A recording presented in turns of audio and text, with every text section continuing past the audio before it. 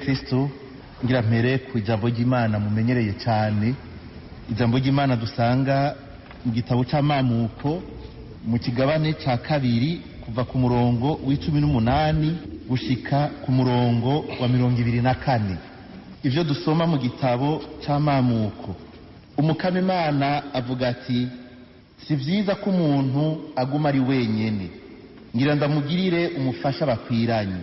Umukama Imana ahingura mu ivu ibikoko byose byo mu ishamba n'inyoni zose zo mu kirere, abizanira Adamu ngo arabe uko yovyita, kugira ngo ikinyabuzima cyose kigira izina gihawe n'umuntu. Adamu rero yita amazina ibitungwa byose, inyoni zo mu kirere n'ibikoko byo mu ishamba, ariko wewe nta mufasha bakwiranye yasanzemwo. Umukama Imana atera Adamu itiro ryinshi, nawe arasinzira. Akura igufa rimwe mu rubavu rwiwe, ateranya umubiri aho ryavuye. Umukama Imana ahingura iryo gufa yakuye muri Adamu, arigiramwo umugore, amuzanira Adamu. Adamu rero arikamaza ati ubuho rero ni igufa ry'amagufa yanje n'umubiri w'umubiri wanje. Kubera ico azokwitwa umugore, kuko yavuye mu mugabo. Nico gituma umugabo azoheba se na nyina, akunga ubumwe n'umugore wiwe, bakaba umubiri umwe. Iryo ni ijambo ry'Imana.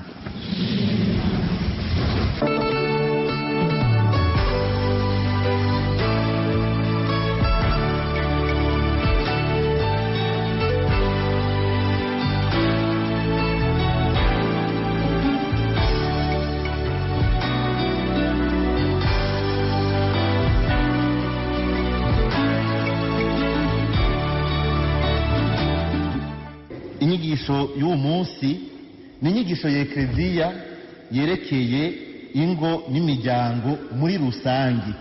Ni ukuvuga yuko nza kuvuga ibintu muri rusangi. Iyo tuvuze umuryango, n'umwana mutoyi arafite icyiyumviro ku muryango, arazi umuryango itari iki. Umuntu ntirirwa ariyumvira mbere. Bavuze umuryango, umuntu wese arabona umuryango yabayemo, arabona urwo runani rw'umugabo n'umugore n'abana bibarutse cyangwa abana bafise mu nzu, abantu batunze mu nzu. Ivyo ntiturirwa turabihingura mu majambo ahanitse, umuntu wese acabibona mu by'ukuri. N'umwana muto, ku buryo umuntu iyo ariko aravuga umuryango avuga ngo umuryango wanje, n'umwana aravuga ati mu muryango wanje. N'umuntu wese aravuga ati aha ni mu banje, akiyumva ko ari mu muryango iwe, aho yavukiye, aho yabaye, aho akundwa, aho nawe akunda, urukundo rutagira kunguko, aho abantu ari magiriranire. Mu muryango n'abantu basangiye ugupfa n'ugukira, n'abantu basangiye uburaro n'uburamuko. Naho boba ngira ngo umwe muri aka kanya ari kure hirya, mugabo bafitaniye ubucuti budasanzwe, ku buryo ahari hose uwo muntu witwa ko ari uwawe umwiyumvamwo. Aha ndi kuvuga ibintu bisanzwe umuntu wese azi mu mutima wiwe. Ariko igihe tugezemo rero ibintu bigenda birahindagurika, ugasanga ibintu byose dusigaye tuvyitiranya, bikava kuri ibi twita ngo n'amajambere. Tuvyita ko ari amajambere, aho usanga umuntu naho yoba yarahuvye, naho be yarataye umurongo, icyo twita guta umurongo, ugasanga arondera kwishigikira, kuko ubu tugezaho abantu avuga ati je nkora ico umutima umbwiye, ico numva nishakira, akabona ko ari cyo ciza kuri we, kandi agashaka yuko abantu bavyemera uko. Ubu rero iyo tuvuze umuryango, ntumenye icyo umuntu ariko aravuga icyo ari cyo. Ibintu byarabaye urudubi. Umuntu muto muto asanzwe uvuze umuryango abona bimwe nababwira, bimwe umuntu wese atabona ubwo nyene mu bwenge bwiwe, mu mutima wiwe. Ariko ubu kubera ibintu byahindaguritse, ingeso nziza ko baratugendera ko bigenda birahindagurika bitituka, ubu basigaye bavuze umuryango bavuga ngo imiryango ngo mu bwoko bwayo bwose mu rurimi rw'igifaransa bavuga ngo famille sous toutes ses formes. Ubu uyu udashyize kwa ako kajambo umenga ntacyo wavuze. Ugiye mu nama mpuzamakungu ntuvuge ngo umuryango ngo mu bwoko bwayo bwose, uba uri kurarenganya abantu, kuko abantu bose mu byo bibereyemwo bashaka kumva ko nabo ivyabo vyemewe. Aricyo gituma muri ivyo bita imiryango mu bwoko bwayo bwose, nagira ngo badondagurire ibikeyi igezweho muri iki gihe. Iyo ariko aravuga uyu muryango twe tumenyereye, twovuga baca babita ngo ubwo ni ubwoko bw'umuryango wa kera, famille traditionnelle. Umuryango sinzi ko nabihinduye neza mu Kirundi, umuryango wa kera. Numvise ako kantu ngo kera cyangwa ngo traditionnelle, ugatumenga uyu muryango twebwe tuzi abavyeyi baturaze, ukamenga n'umuryango washaje, baca bawita ngo wa kera. Imiryango ubuye ivugwa kera tutita imiryango, hariho abo usanga ari umuntu umwe afise abana ariko ashaka yuko nabo bamwita umuryango cyo kimwe n'umuryango uyu dusanzwe tumenyereye, niki bita famille monoparentale. Vuze gutyo rero, aho usanga umuntu umwe ari kumwe n'abana, ntimwibaze ko ari umupfakazi, kuko umupfakazi burya sico kimwe, aba yarabanye n'umugabo cyangwa yarabanye n'umugore bakagira umuryango, kandi izina ry'uwo muntu rigumaho. Abashaka kuvuga ni nka wa mwigeme agenda ngaho akabyara umwana uko nyine nase tutamuzi, bimwe mu Kirundi twita nda y'ishusho, akabyara uwundi ntumenye ko ari wa mugabo wa mbere cyangwa ku wa kabiri, cyangwa gusanga yibyariye abana yatoratuye hirya no hino ku bagabo benshi, agaca ashaka yuko amategeko amwemeza yuko ari umuryango ufise iteka cyo kimwe n'umuryango wa wundi tumenyereye. Ubu niko biri iyo bariko barabivuga muri ivyo vyumviro data mpuzamakungu. Hariho umuryango sinzi ko novuga nti wasubiye kwiyunga, cyangwa umuryango basanuye, icyo bita famille recomposée. Muragraba namwe ngene mu gihindura mu Kirundi. Famille recomposée ni imiryango murazi yuko mu bihugu bimwe bimwe ntungaho iwacu biriko biraza, abantu bahukana nk'uko umenga barabaroze. Abantu ntibagishobora kubana n'imyaka 5. Hariho ibihugu bami bambwira yuko abantu bubatse ku bantu 10 mu myaka idashika 5 haba hasigaye ingo 3 gusa.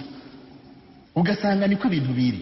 Abo bantu rero ugasanga iyo avanye n'uyu afatana n'uwundi, ujya bavyaranye 2, uyu bafatanye nawe yavyaye 3, akadazanya abo bana 2 agafatana n'ufise 3, bagaca babana bagaca bagira 5 mu rugo, mugabo badasangiye abavyeyi bose. Hari naho nabo nyene batandukana, agaca atwara nk'utwana 2 agaza kubana n'uwundi, agasanga afise abandi cyangwa bakabagabura, umwe agatwara inusu uwundi nusu, akaja kubana n'uwundi wa 3, bagaca bavuga rero ngo ni famille recomposée. Sinzi ko ari famille yasubiye gusanuka, sinzi ko ari famille yasubiye kwiyunga, umuryango wasubiye kwiyunga. Hari umuhinga mu by'imiryango yavuze ati ni famille décomposée, ni ukuvuga ngo ni famille yasambaguritse, ngo ntibasubiye kuvuga ngo ni recomposée, ni famille décomposée, ni ukuvuga umuryango watabaguritse. Aho bigeze rero ubu birateye ubwoba, kuko ubu bigeze ahantu bavuga bati ntuza no kuraba ivyerekeye ubuzima bw'uwundi, ivyo ntibikuraba. Hari igihugu ntacunda kuvuga izina heruka mu matora, mwese murakizi, umukuru w'igihugu yahahora yarahukanye ari ku butegetsi. Ivyo ntidukunda kubibona kenshi mu bihugu ko perezida yahukana, mu minsi mikeyi ata agira ubugeni n'ubundi, mugase ubugeni bwo mwisengero murabwumva. Kandi n'umugore wiwe umwe batandukana murabizi, ntiyari uwa mbere, yari uwa 2 cyangwa 3. N'uyo mugore nyene uwo mugabo wiwe umukuru w'igihugu ntiyari uwa mbere, nawe nyene yari uwa 3, nawe nyene atagenda kurongorwa hanze. Mugubu rero wo watoye nawe rero nakandi gahebura, kuko wewe yabanye n'umugore batubatse imyaka 30 bavyarana abana 4 abo ndiko ndavuga murabazi ntabwo ndakuvuga amazina imyaka 30 batubatse biciye mu mategeko ubu yatoye ku mukuru w'igihugu mugabo babana ntibahukanye batandukanye uko nyine hanyuma acadana uwundi uyu munsi nasomye kuri internet ngo tugiye kubona ubwa mbere ku isi aho uwo bita la première dame du pays no kuvuga umufasoni mukuru w'igihugu agenda kuronka icubahiro cy'umufasoni mukuru w'igihugu atubatse bitiye mu mategeko nivyo bigiye kuzoshika kandi ico nta numwe ajyogora nta numwe akivuga ko n'ikintu na kimwe ni ukuvuga yuko imigenzo yatitutse ku buryo umuntu ashobora kwigenza nk'agahene ntihagire uvuga n'ikintu na kimwe mugabo hari ibihugu bindi nko muri Amerika ivyo ntivyoshoboka gushika uyu munsi ikintu nk'ico ntibocihanganira na gatoya mugabo muca mwumva iyo turiko turaja kandi twebwe ngaho iwacu ivyo tuvyumva hirya niko buhoro buhoro turavye nabi usanga arivyo bizohava bishika aho abantu bigenda nk'uduhene umugore ati umugabo atora uwundi abana baja hariya canke baja hariya n'akazi kabo bakavyita yuko ari umwidegemvyo ari na demokrasi imbere ubuye hariho abo bita ngo ni imiryango babana basangiye igitsina umugabo n'umugore bakabana mu bihugu bimwe bimwe bakaja no muri komine bakaragana biciye mu mategeko bagaca barondera mbere kurondera ingene batunga abana bagashaka yuko nabo babita umuryango mw'iteka rimwe n'umuryango dusanzwe tumenyereye tuzi ugizwe n'umugabo n'umugore n'abana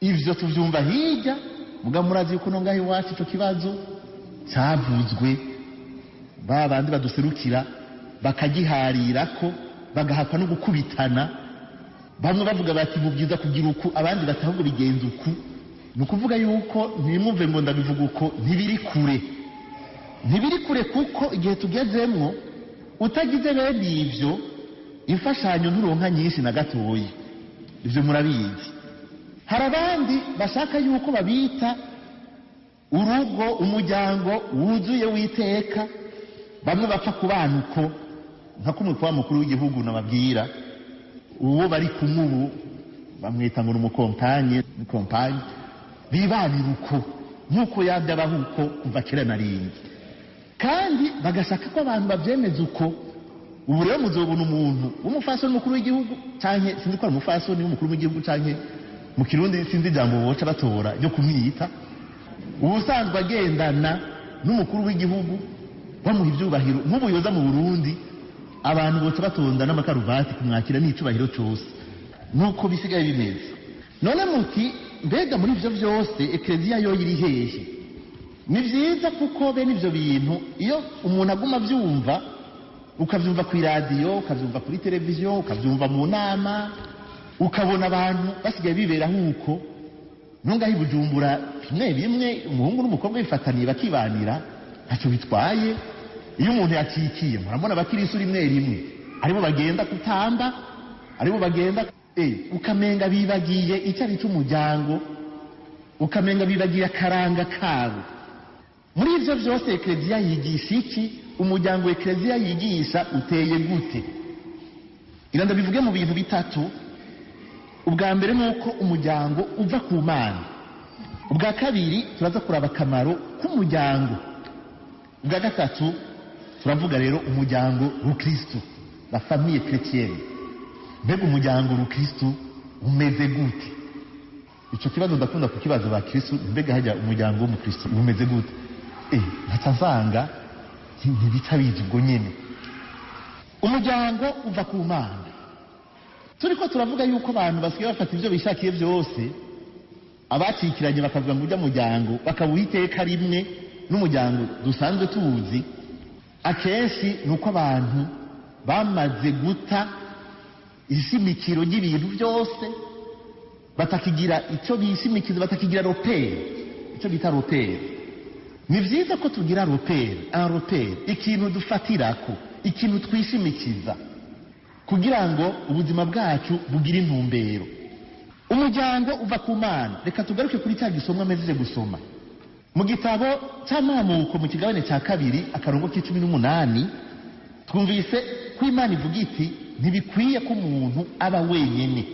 Ndaza gucagagura, ntibikwiye ko umuntu abaho wenyine, aba wenyine. Ni ukuvuga Imana ntiyaremye umuntu ngo abeho wenyine. Muri kamere y'umuntu Imana yamuremye nk'umuntu azobana n'abandi. Umuntu ingene aremwe twavuga kumwe mu Kirundi bavuga bati umuntu agirwa n'abandi. Adamu akiri wenyene Imana yatangira irarema ibikoko, irarema ibiki byose irabimuzanira arabyita amazina ngo ariko ntiyasangamwo ubikwiranye. Icyo tubona ariko yagumye ameze nk'uwijiriwe, yagumye umenga hari ikintu abuze. Nta muntu abaho wenyene. Imana yaremye umuntu imurema nk'uzobana n'abandi. Ni ukuvuga umuntu c'est un être social, ni umuntu ahamagariwe abwirizwe kubana n'abandi, ku buryo ari kumwe n'abandi nibo baheza bakuzuzanya. Nivyo tubona igihe Imana ihavuye ikamusinziriza ikamukuramo igufa mu rubavu igakoramo umugore ikamumuzanira, acarinamura arikamaza ati ubu rero ni sawa. Mu majambo y'ubu ubu rero ni sawa. Mugani yavuze sawa gusa, yavuze ikintu gikomeye. Ubu rero uyu ni gufa ry'amagufa yanje n'umubiri w'umubiri wanje. Uyu rero turashobora gusangira ubuzima. Uyu rero turi bamwe, igufa ry'amagufa yanje umubiri w'umubiri wanje. Ni ukuvuga ko umugabo n'umugore basangiye iteka rimwe ryo kuba umuntu, nkako bose uko ari babiri baremanwe agashusho k'Imana. Imana iramumuzaniye atari kugira umushire ngaho gusa, ariko mu kumuhingura, mu kumurema, umwe ari umugabo uwundi ari umugore. Ni ukuvuga ko yabaremye mu budasa, mu bintu bimwe bimwe bituma ingabirano yahaye umwe ziza kunganira uwundi, ku buryo aba babiri kimwe Adamu yumva umenga arabuze atabona icyo ari cyo agisoma muri Eva. N'ubu niko bimeze. Burya umugabo iyo ari wenyene, cyane cyane yatanguye gukwiza imyaka imwe abona ariko arakura, aratangura kubona ko hari ikintu abuze. Yabona umwigeme agaca kimusomamwo, akabona cya kintu abuze ko kiri hajya. Muga n'umwigeme nuko nyene arumva ko muri we hari inyota, hari ikintu ahamagariwe, ubuzima ahamagariwe. Yabona umuntu w'umusore akabimusomamwo ati hajya aye biriyo. Mu kurema Adamu na Eva nuko byamugendeye Adamu. Nico gituma yikamura akavuga ati ubu rero ni sawa, ubu rero ni gufa ry'amagufa yanje n'umubiri w'umubiri wanje. Iryo gufa yakuye mu rubavu. Nyenubwiranda Papa Yohani Paulo wa kabiri niwe mu gusigura yavuze ati mu kugira tora igufa ryo mu rubavu nikwa gupfa gutora gusa, suko habara amagufa menshi gusumba ahandi gusa. Umukama ari gushobora gutora igufa ahari hose, atariko mu kuritora mu rubavu hahanda hegereye ku mutima. Nuko uyo muntu abantu kagufa kavuye, uwo muntu amuzaniye ari umwe azomushika hahandi ku mutima, hamwe hava ryagufa niba azohamushika. Kandi umugabo n'umugore niko bimeze. Mbega umugore wawe no kuvuga iki? Nushika ku mutima, sibyo? Sinzi mwe ko ariko muvyita. Umugabo wawe no kuvuga iki? Nushika ku mutima. Nimba atari ivyo sinumva ingene muca mwubaka atagushika ku mutima, sinumva ingene muca mubana. Ico kintu nugushika ku mutima. Nukuvuga aha ku mutima muravye mu vyigwa vya Bibiliya, mu mutima bavuga ko ariho hari urukundo. Uyo muntu azanye rero ubucuti bazogiranira numwe mushika ku mutima, numwe ubucuti bwabo buzobushingiye ku rukundo. Ico kintu kirahambaye hagati y'abubatse, kirahambaye. Ariko ahejeje kubarema, musomye muri cya gitabo nyene mu kigabane cya mbere umurongo wa 28, Imana yeje kubarema batubwira yuko yaciye ibahezagira. Imana ngo irabahezagira, ibabwira iti nimugwire murondoke mwuzure isi. Mbere mu nyuma arasura ko n'iyindi abahisi arayibaha kugira ngo bayigabe, bayitegeke.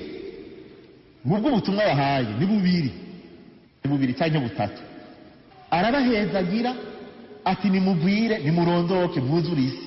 Abaha n'ubwo bundi butumwa bwo kugabisa ivyo kugira bishoboke, kugira ngo barondoke buzure isi, hari ikintu ngombwa kibwirizwa kuba. Nico nyene mw'ijambo ry'Imana barakivuga. Twumvise ngo nico gituma umugabo azoheba se na nyina akaja kwibanira n'umugore wiwe, abo babiri bagacika umubiri umwe. Hari ijambo ryo guca ku murongo, azoheba se na nyina agende kwibanira. Sinzi murantegera? Azoheba se na nyina agende kwibanira. Ni ukuvuga ko umugabo n'umugore kuva bakiremwa bagenewe kubana. So gupfa guhura rimwe gusa ngo umwe atataha muhira ngo undi atahe. Azoheba se na nyina basezere ati papa na mama bayi je ndagiye kandi ntagaruka rero. Agiye abagiye. Umukobwa wese igihe agiye kurongorwa ku munsi w'ubugeni agiye abagiye ntagaruka. Iyo agarutse nyina avuga ati mbega yemwe ubuhoho nibiki, ntashaka nta n'umubyeyi yifuza ko umwana yugaruka, kuko iyo agarutse ni ngorane. Araheba se na nyina akagenda. Agiye kwibanira, agiye kubana n'umuntu. Ngaha ari shingiro ry'umuryango rero. Umugabo n'umugore muri kamere yabo, ni ukuvuga umuntu wese muri kamere yiwe yagenewe ukuba mu muryango, gushinga umuryango. Biri muri iryo jambo ukuja kwibanira n'umugabo, kuja kwibanira n'umugore. Kandi icyo nico mwemeranije ku munsi w'ubugeni abamaze kubaka. Mwemeranije iki? Ndemeye ngo wewe ube umugore wanje, kandi ndakwemereye kutazoguhemukira mu bihigo no mu marushwa urwaye cyangwa ukomeye, nzogukunda ndagusonera iminsi yose y'ubuzima bwanje. Ayo majambo n'amajambo y'abantu bagiye gusangira akabisi nagahiye, agwara akakomeye, anezerewe, ashavuye, akena, atunga, asikuguguru cyanye ameneka ijisho, agwara akaja mu bitaro, aba pararize. Nzogukunda ndagusonera iminsi yose y'ubuzima bwanje. Ngiki ikintu baragana rero nukuja kwibanira. Mwagenewe kwibanira n'abafasoni banyu, mwagenewe kwibanira n'abashingantahe banyu. Nuko ko Imana yabiremye kuva mu ntango kubana. Ibisigaye biza mu nyuma, ndaza kukigaruka ko mu nyuma. Umuryango rero si ikintu ngo cyatangujwe n'umwami kanaka ngo cyangwa icyo kiri muri kamere. Umuntu niko Imana yaturemye uko. Imana yaturemye itugira abantu bazoba mu muryango, bazobana n'abandi. Akamaro k'umuryango rero, umuryango ni ikintu gikomeye rero. Umuntu atagira umuryango atamera nka Adamu atarabona Eva. Umuntu abana n'impene n'utuyabu, akabona imisiba n'imiserebanyi, abari ngaho yijiriwe, ubuzima bwiwe buratakanuvira. Umuryango rero ku muntu, mu buzima bw'umuntu bwa mbere, tuza kuvuga mu buzima bw'umubano, mu buzima bw'igihugu, mu buzima bw'umuntu, nuko umuryango bwa mbere ari ingoro y'ubuzima. Niko muri Eklezia bayita sanctuaire de la vie, ni ingoro y'ubuzima. Sinzi ko ndagihinduye neza, ari bavuga ngo yogi y'ubuzima. Nuko uvuga iki? Umuntu wese muri ngaha atari uwo byagoranye yavukiye mu muryango. Ushaka umuryango ukenye n'umuryango, ushaka umuryango umeze gute n'umuryango. Niho navukiye. Nimba ndi ngaha, uwo muryango kuri kose niwo wanshikanye. Niho navukiye, niho ndonkera ubuzima. Kandi umuntu avutse nk'uwo kubaza uti mbega uribuka umunsi wavuka ingene vyagenze? Nta numwe avyibuka muri mwebwe. Ugenda kubona buhoro buhoro ugenda ukura, umaze kuba umugabo cyangwa umuntu w'umugore, ugatangura kwiyita ngo ndakomeye, ugatangura kwibagira niyo wavuye. Nta numwe yibuka muri mwebwe agifise imyaka 2 ingene yari ameze. Wumva ivyo mama wawe akubwira ati wewe wararira cyane, wewe warakunda ibere. Je mama yambwiye ngo nakunda ibere. Ndetse nasakibuka uvyakiruko ntuzi ingene vyari bimeze. Nukuvuga n'ahantu kuri ubuzima mu muryango maze ubwo buzima bakabubungabunga bakabukingira bakabusukurira bakakwitwararika bakakugaburira bakagufuka ntukanye bijya bintu byose umwana akenera. Ibyo bintu utabironse ntushobora kubaho. Ni ukuvuga mu buzima bw'umuntu umuryango nikirumara, atamuryango uhari ntushobora kubaho. Naho wowe ari umuntu w'umutegetsi ntugire igihangange, wavutse wambaye ubusa, barafuka imbeho yari kutikwica, hari n'abagufukishije ari kigoma. Narabonye isimbizo y'urushato rw'impene. Niba wafukishijwe urushato rw'impene tujya twoya tw'impene tukagususurutsa, nuko wari ufise umuntu akwitwararika, agufuka, akaguha ibere, akakuryamika, urwaye akakuvuza. Nicyo gituma uri ngaha. Abakobwa bahora babyara bagaca bata mu gisaka, uyu mwana mutamwumva yuko adashobora kubaho. Nashaka wari umwana w'umutegetsi, bamutaye mu gisaka acapfa, bamutaye muri toilette arapfa. Umuntu agirwa n'abandi. Ni ukuvuga umuntu abaho kuko akunzwe. Papa Yohani Paulo wa kabiri hari kete yanditse agishika ubwa mbere na mbere, aravuga ikintu gikomeye ati umuntu abeshwaho n'urukundo. Nta muntu ashobora kubaho adakundwa, ntibibaho. Ni nk'uko ata muntu abaho adakunda, ntibibaho. Umuntu atagira n'akantu na gatoya k'urukundo muri we yarapfuye se umuntu. Uwo ntabaho atayiyahura ntashobora kubaho. Ni ukuvuga kugira ubeho rero bisaba ko haba umuntu agukunda, naho uwakuvyaye yoguta mu gisaka.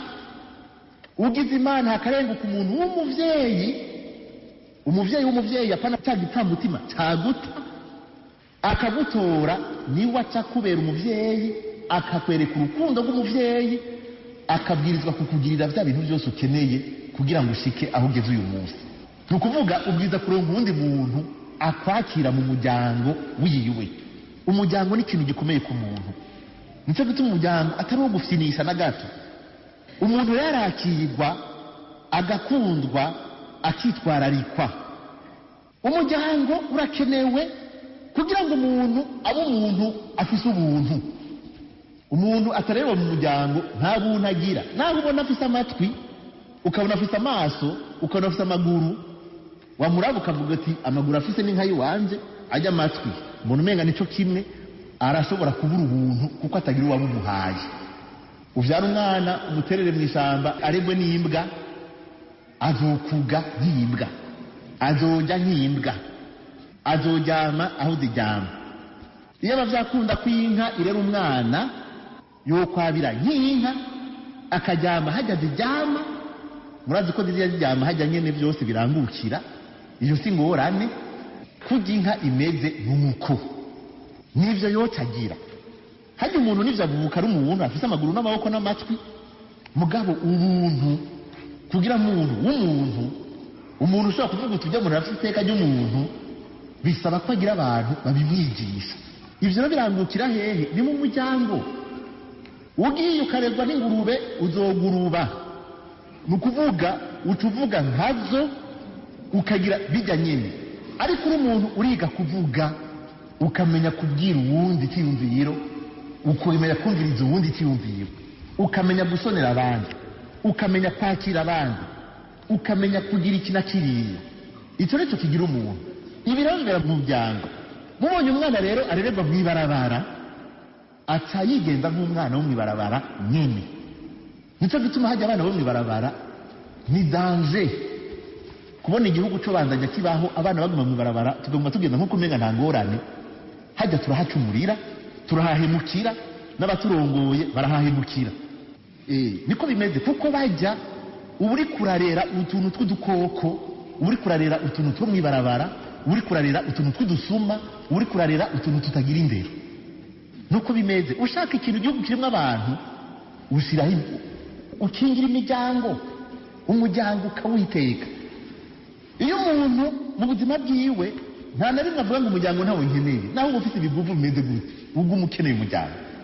Naho uri perezida w'igihugu gitunze, uragenda bakagushusha umutwe, ukenera ahantu ushika muhira ho kuruhuka, ushika nkavuga nti aha hoho ntaco aho ushika muhira bakubwira ibindi bakubwira ibindi ngira nta n'umwe muri mwebwe atarakora ngo aruhe ashuhe umutwe ashitse muhira akumva araruhutse hanyuma umuntu wese arakeneye ahantu aryama kuryama si ugupfa kuryama mu kintu gisakaye no kuryama hari abantu hanyuma uzanye umuntu ushaka umuhuruzi rumeze gute ikizu amahanga akaja kukiryamamwo wenyene atabundi umuntu umwe agisangamwo icyo kizu sinzi ko acinjiramo gishake kibe gifite igitanda cyiza gute gishake kibe kiyagayaga gute iyo nzu nta kimaze umuntu akenera abantu ahaza kuruhukira abantu barakenera umuryango igihe bashaje rero ni ikintu gikomeye ko tugumya umuryango kuko umuntu yageze mu zabukuru aho basubira kumugirira twose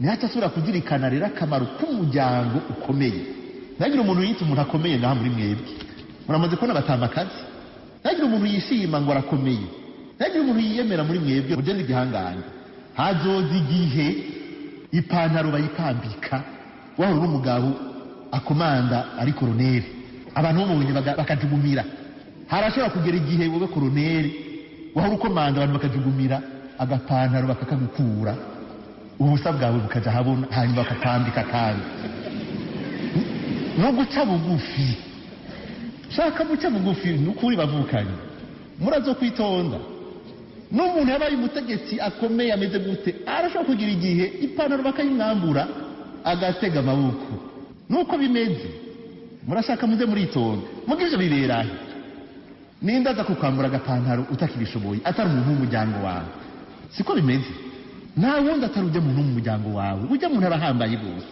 umuryango urakomeye ntiyagira umuntu azowunegirije ntiyagira umuntu azowufata nabi kuko hazogera igihe kujya gukurwa ipantaro n'umuntu wo mu gahinga nawe urumva yuko zikuvuye ko nyine mugabo uyikuwe n'uwo mu muryango ntacyo iteka umuntu yarakeneye umuryango yageze mu zabukuru kugira ngo asazane iteka n'igihe yopfa aronka abamwegeranya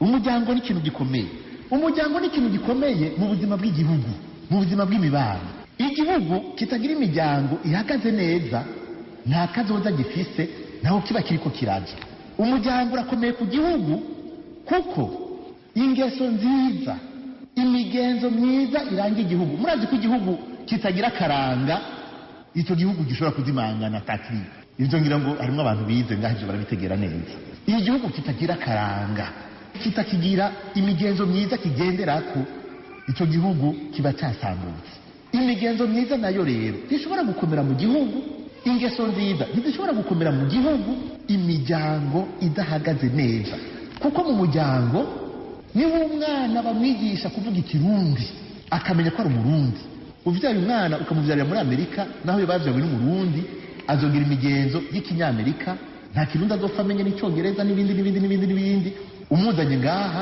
ntimusubira kumvikana muramaze kubibona umuntu yarerewe ahandi iyo aje ntimwumvikana ntabakiri uwanyu uja murabona abarundi bagenda je muravuga iyo mbonye abantu bagiye bakagira ubugeni ntari iburayo ntabanzi ko bazovyarirayo abo bana bavuga ntibayi abo n'abahariya sabi wacu kuko utamuhaye imbere w'ikirundi suwi wacu n'uwahandi aba yabaye uwahandi mu mutwe ntimuhuza ndibuka turi mu ishure hari igihe bigeze impunzi ziratahuka nza mu kwishura aho niga baratuzanira abana bavuye mu Bubirigi b'abarundi bavukiyeyo pega yemwe abana baraho ntibazi no gusomera umwigisha eka ucubona uti uyu n'umurundi cyangwa si we mugaseka aba ari uwundi ni ikintu gihambaye burya imigenzo myiza burya tuyihanahanira mu rugo hajya abantu baca imigani bagaca ibitito bakigisha umwana ingene baramukanya umwana muto yatangura kumwigisha ingene aramutse abantu bakuze bakigisha umwana ko adatambuka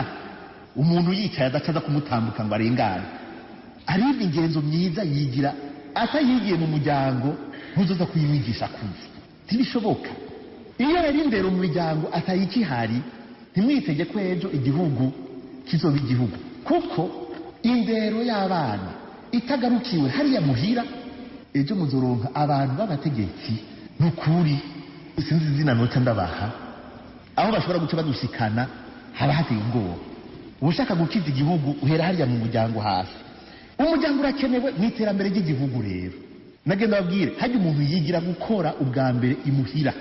Uko imiryango itera imbere abantu bakaba bifashe neza, bakaronka icyo bajya, bakaronka icyo bambara, bakaronka aho barara, niko n'igihugu gishobora gutera imbere.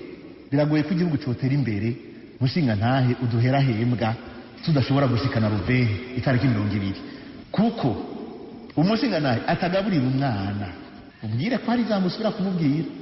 Biragora kuza kubwira umwana umukosora utamugaburiye ngo umwana ngo sinsubire kukubona ngo ugize ibi, ntibisubira gufata.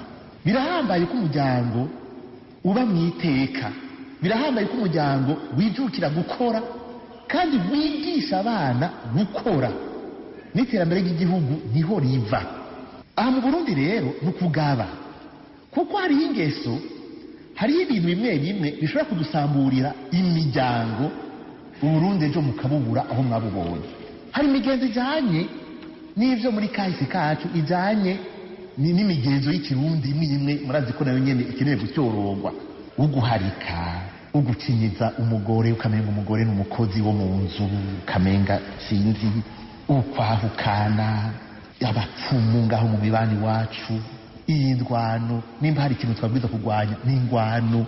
Ingwano yarishe imiryango yacu, aho inzu zisambuka abantu bakaja kurara mu gahinga, ugasanga umuryango w'abantu 10 bava mu kantu k'agahema. Umugabo n'umugore bahora bikinga bakavuga bati mu bufasoni bwabo, ugasanga bari kubakumbagara n'abana. Bijya byaratwishe kandi sinzi ingene tuzoshobora kubikosora. Turabona ibyabomaguritse inyuma, ariko ingene imitima yabomaguritse, imitima yatabaguritse, ivyo biratugora gupima. Ariko ivyo bishika kure gose.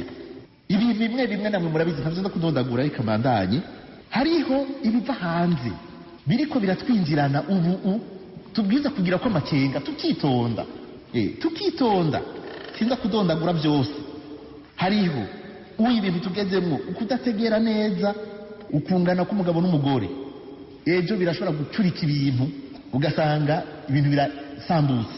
Ubucuti, imigenderanire hagati y'abavyeyi n'abana irashobora gucurikwa mu minsi mikeyi. Abana ngo basigaye bafise mu inama nshinga amateka yabo. Mu Burundi naho ngira ngo itarakorana, ahandi hoho zihora zikorana. Ukwitonda, hari amategeko mashasha ariko araza kwinjira, aho bashaka yuko gukorora inda, aho bashaka yuko aba bana basangiye ibitsina byo ibintu byemewe birekuwe, abantu bose bubahiriza. Aho bya bindi byose nababwira bya miryango y'ubwoko bwose buke buke iriko irasogeza yinjira. Aho gukoresha umubiri uko umuntu abyishakiye bisigaye ari ubuhizi, kubera data hari ibikoresho bimwe bimwe bica bigukingira nk'udufuko, n'udushinge, n'utundi tuntu ngo dufate kubuza kudasama inda, dufate kubuza ngo ntiwandure. Mugabo gusambana n'ikibe cy'igicumuro, kandi ari cyo cyica, kandi kikica nabi. Yezu ati muratinya ikibica, kigashobora no kubica kabiri, kikabatwara no mu muriro. Hari ibindi muramaze kubona abantu bakora mu mashirahamwe rimwe baraguha akazi bagaca bakubwira ati nta mwana dukeneye, tuzoguha akazi hariya, mugabo ntuzane umugabo, ntuzane umwana, ntuzane umugore, ntuzane umwana. Kera umuntu arose akazi umuryango we baramwegereza. Ubu hari abantu basinya kontra bakavuga bati turaguha akazi mugabo ntuzane umwana. Mu minsi yeze hari nabonye yarose akazi amadolari menshi cyane, acasiga kayoya nta kundi. Umuryango w'Ukristo mbega wowo ni gute, uteye gute? Hari ikibazo ku bakristo. Abantu barakunda kwibaza ngo abakera abo naho batari babatirijwe mu barubaka neza. Mwebwe mwarabatirijwe mugaca no mwisengero, mbona bibananira kubaka.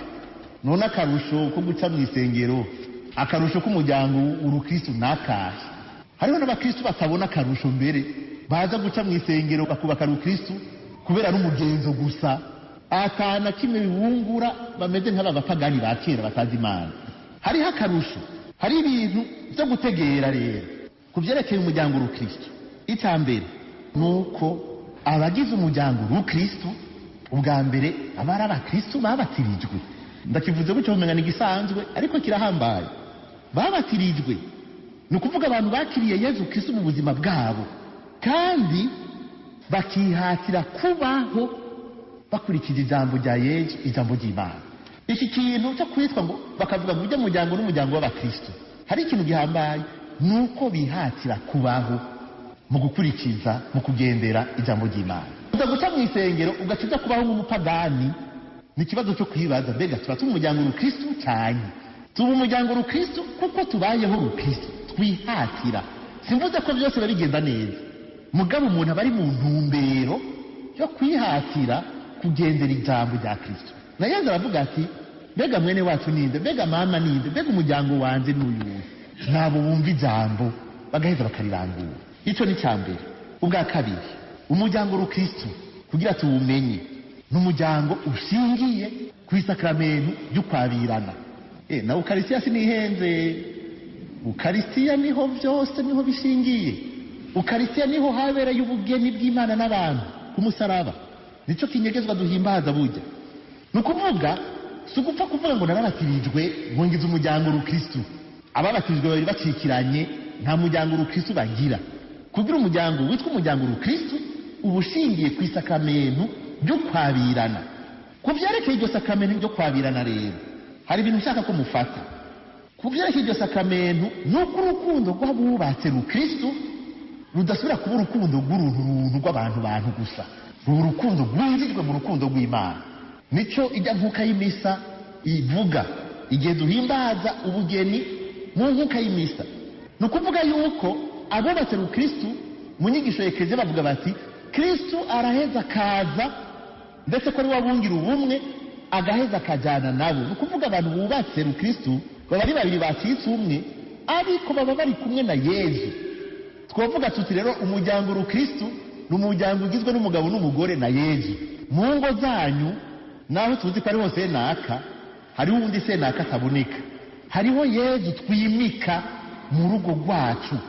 Niho urugo rwitwa urugo rukristo kuko rwubakiye kuri Kristo. Ariko gituma urwo rukundo rw'abubatse rukiki ikimenyetso cy'urukundo Kristo afitaniye n'Ekleziya. Ivyo nivyo dusoma mu ibaruwa Paulo mweranda yandikiye Abanyefezi muri cya kigabane cya 5 umurongo wa 21 gushika 32. Urukundo Kristo afitaniye Ekleziya. Nukuvuga abantu bubatse rukristo rero ntibasubire kwibaza yuko ari urukundo rw'uruntu. Urukundo rwabo rufise insiguro ihanitse irengeye, kuko rubabwiza kutumenyesha urukundo Kristo afitaniye n'Ekleziya. Abubatse kandi rukristo ni umugabo umwe ku mugore umwe rudenzi, cyane umugore umwe ku mugabo umwe rudenzi. Ivyo bintu bibe bitomoke. Si umugabo n'umugabo, oya, ni umugabo n'umugore. Mu gihe tugezemwo tubwirizwa ivyo bintu kubivuga, kuko tuzi ko abagabo n'abagabo basigaye baza kuvuga ngo bahezagirwe mu isengero. Muri Ekleziya Katolika ntibibaho. Naho muzokumva ngo mwidini kanaka muri Amerika ngo hari idini y'abakirisu y'abaporoti bahezagiye abasangiye ibitsina. Muri Ekleziya Katolika ntibibaho. N'umugabo n'umugore, kandi umugabo umwe ku mugore umwe, cyangwa umugore umwe ku mugabo umwe. Nta bagore babiri babaho, nta batatu babaho, nta bagabo babiri babaho, nta bagabo batatu babaho. Hanyuma bakunga ubumwe rero ubutagitandukana. Ntidusubira inyuma. Nta muntu yubatse w'umukristo asubira kugaruka ngo bwa bugeni bwaranse ngo mpezagirira ubundi. Oya, ivyo ntibikunda. Ibishobora gushika gusa ubwo bugeni bushobora gusamburwa cyangwa guhagarara mu gihe umwe yoba yapfuye. Akiriho naho ushaka ukamunyegeza ubugeni uza guhimbaza ugatrisha sibwo. Abubatse rukristo rero bagira ubugeni ngo bumve ubumwe banywane. Nico cyambere kimwe nababwira. Hanyuma Imana ibahezagiye bibahaye baraheza bakarondoka. Ariko bwa mbere kimwe nababwira mwacumvise, twubaka kugira ngo bwa mbere dusangire ubuzima tubane. Abatari bake mu Barundi bagira ubugeni ngo bavyara abana. Ivyo bintu biba bicuritse. Ukurondoka kirahambaye, ariko tugira ubugeni bwa mbere ngo nibanire n'umugore wanje, nibanire n'umugabo wanje. Abana bakaza ari cyamwa cy'ubwo bubwe. Abana bakaza ari ingabirano y'Imana. Ariko gituma rero naho abubatse rukristo bobura umwana, ubugeni, urugo, isakramento bigumaho. Ntibibabuza kuguma babana. N'igihe mbere babonye yuko bitagishoboka, Ekleziya bahanura kugenda gutanga ubuzima mu kurondera abana batunga batagira abavyeyi, babandi namwe mvuga batakwibarabara. Ubuvyeyi turabandanya tubugendera tugatanga ubuzima no muri ubwo buryo. umuryango rukristu abubakanye barazirikana iteka ryo kuba basuku b'ubuzima. Nico gituma rero kububatse rukristu hari ibintu bizira. Kirazira ku bakristu, ku bantu bubatse n'abatari abakristu, tuvuze yuko Imana ibatira ikabahezagira ngo basukurire ubuzima, yuko mu rugo rw'abubatse hayagwa umukororinda. Icyo ni shano mu mashano. Kirazira yuko hagati y'abubatse rukristu bitwa yuko ari abafasha b'Imana kurera, baca bigira ingumba bonyene bakoresheje ubuhinga bwa none mu kwigira ingumba z'ukuri, cyane mu gufata ibintu byose bizibira, biniga, bijuragiza ubuzima. Yego, kuba Kristo uguharika bikujane na gatoyi n'ibanga ryo kwabirana rukristo. Nta kivuze umugore umwe umugabo umwe, ukwahukana ntibivugwa ngo yango urumva ngo byananiranye. Ego, ariko urukundo Kristo yatwetse ku musaraba nibwo umuntu asubira akaraba, hanyuma umuntu buhoro buhoro niba agiye agaciyemwo ikigongo kirabaho, amasakamento arabaho, hanyuma hakaba no kwizera muri kwa kugumya ibanga mu gusenga n'ibindi. Ivyo bazo bibaganirira nta ngorane. Ugucikira no gucikiza iyo si ingendo y'umukristo, kandi agenda bivugire ndabisubiremo. Abantu ngaha bapfa guherekeza abantu bacikiye bakibaza ko ari ibintu bisanzwe. Namwebwe n'ukuri muracyafuza umuryango wacu w'abakristo. Ngejeje ngaha kuba Kristo, ivyo kugira ubugeni musangiye ibitsina n'ishano mu mashano, muragenda murabiza abaye Sodoma na Gomora, muzoheva mutegere ko ari ishano mu maso y'Imana. Umuryango rukristo ni ishusho y'ubutatu bw'Iranga. Ng'igiteka rero rikomeye. Umuryango rukristo ni ishusho y'ubutatu bw'Iranga. Niwo umuryango rukristo uvoma, niwo umuryango rukristo ufatira akarorero. Umuryango rukristo rero urafise akantu k'agasase k'umuryango w'ubutatu bw'Iranga wa Data, Mwana na Mutima Mweranda. Ico kintu muzokizirikana kugisigura mugabo murakizirikana mugifate. Ariko ico bivyara ni giki? Nuko umuryango rukristo ufise iteka rirengeye. Ni ishusho y'ubutatu bw'Iranga, urafise akantu k'agasase k'ubutatu bw'Iranga hajya hagati y'umugabo n'umugore n'abana bibarutse. Nukuvuga urafise intumbero n'isiguro iturengeye. Aricyo gituma muri Eklezia Katolika umuryango ari wo gusonera, kuko umuryango urafise akantu k'ubw'Iranga, akantu k'ubw'Iranga ukura ku butatu bw'Iranga, ukura ku Mana. Umuryango rukristo rero ni umuryango mw'Iranga. Nico gituma ari wo gusonera, nico gituma ari wo kubungabunga, ari wo kwitwararika, ari wo gukorera, tukawuha agaciro kawukwiye. Ufise agaciro ntangire mu maso y'Imana. Umuryango wawe urafise agaciro mu maso y'Imana, kuko Imana iyo iraje umuryango wawe iribonamwo. Ni ikintu gihambaye rwose cyo kuzirikana mu vyerekeye kuzirikana teologiya y'umuryango. Ubwa nyuma, umuryango rukristo ni Eklezia yo kuziko. Aha rero hari ubutumwa bukomeye, mugabo hazoba ikiganiro kijanye n'ubutumwa, ico ngira bazobisubiramwo neza. Ni Eklezia yo kuziko. Eklezia nayo no kuvuga iki? N'umuryango w'abemera, n'umuryango w'abatirijwe, n'umuryango w'abana b'Imana.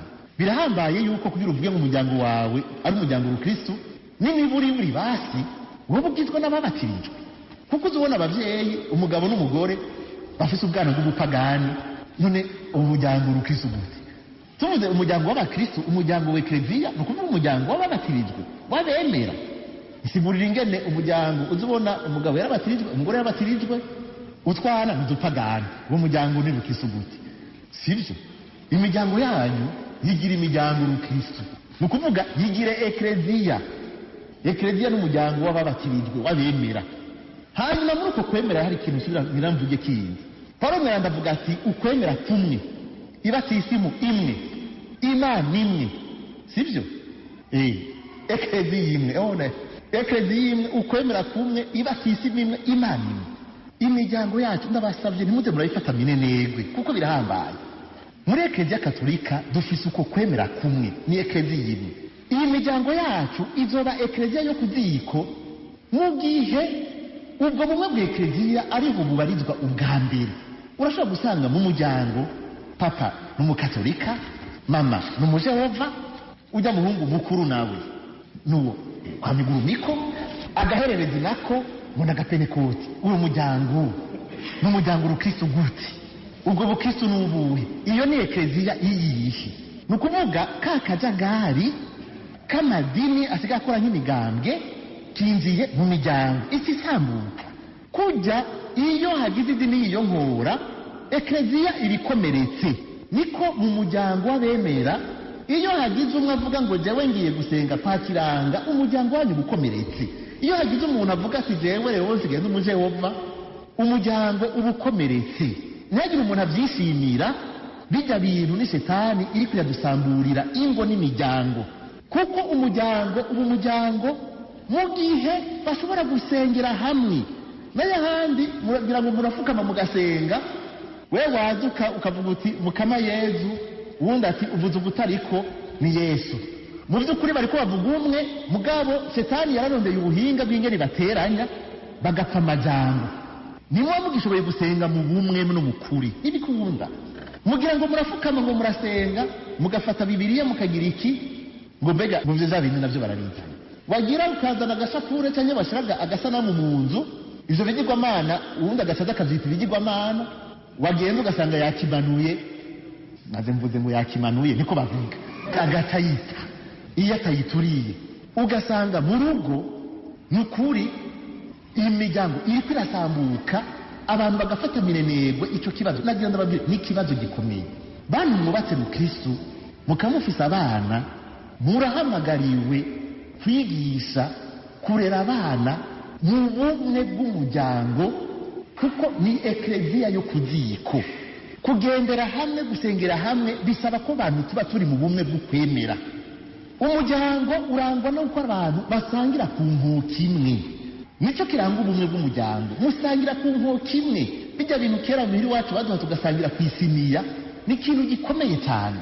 tubwira rero muri abakristu, umwe akaza akakira Yezu mu Karisitiya, uwundi we yagiye ahantu mu gusangira sinzi ibintu, bakabaha imihwi ngo basangiye.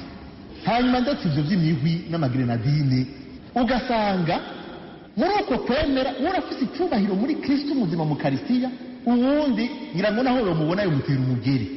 abantu bagize umuryango uri hamwe ugize ekleziya basangira ku nkoko imwe, ni ukuvuga ku mubiri umwe wa Kristo. icyo nicyo kiba ku muryango. Ukarisitiya bivuze mu isi nako, Ukarisitiya niyigira ekleziya, Ukarisitiya niyigira ekleziya. abantu nabo badashobora gusangira ku mubiri umwe wa Kristo, umuryango wanyu n'ukuri hajya uba warakomeretse, uba waratewe mutabizi, hajya uba waratewe. ikimenyamenya ni uko ubu abantu basigaye bagira imanza, umwe mujya sengero yanyu ngo ntayo ninjiramo, kandi yari inshuti, yari umuvukanyi wawe. shetani yarinjiye muragaba. ndakivuze nshimika kugira ngo mumenye, mwebwe abakristo b'abakatolika, mumenye ko imiryango yacu mu Kristo igeramiwe n'amadini. ntabyo kuri umuntu aranyegeza, kandi amadini yose si meza no kubimenya. hariho amadini amwe sinze kubavuga nabi, atamutima wo gusambura uko none bafise, ariko hariho ayandi umenga afise ubutumwa bwo kuza gusambura ekleziya. ushaka rero gusambura ekleziya, nyakuyisambura uhera mu muryango, aho umuvyeyi abwira umwana ati reka tujye kuzimana umushitsi, genda unzanire, asavye kwa muzimana ka musere. umwana agaca imbere y'abantu agambararira se wiwe, akamubwira ko ivyo bintu ari vya shetani atavyakorako. mumbwire uwo muryango ikintu usigaye ugenderako, aho se w'umwana atagishobora kubwira ikintu umwana. hari igihe tubifinako ngo nukwemera kwiwe, ngo nukugira ibiki kwiwe n'ukundi kwiwe, umwe wese arazaragira ukwiwe, muzoraba iyo duhereze. ivyo ndabibabwiye mwebwe kugira ngo, sindababwiye ngo genda mufata abantu ku nguvu ngo mubwiza gusenga, oya. mugabo turahamagariwe gukora ku buryo imiryango yacu iguma mu bumwe bwo kwemera. n'ikintu gikomeye. Papa Yohani Pawulo wa kabiri yavuze ati kazoza k'igihugu k'isi na kazoza k'ekleziya bihagaze ku muryango. ubwo n'ubutumwa dufise rero, muga mumenye ko ari urugamba. ubwo rero n'urugamba ruhari, ntihagire umuntu asinzira, kandi twaratewe. aho hantu haragoye. mu muryango tuvuze ko ekleziya ari umuryango, ni ukuvuga iki? ekleziya yatumwe kwigisha ijambo ry'Imana. bisigura yuko muri iyo miryango yacu ijambo ry'Imana ryigishwa. ariko gituma ekleziya yigisha yuko abavyeyi ari mwebwe bamenyesha amana ba mbere ku bana banyu.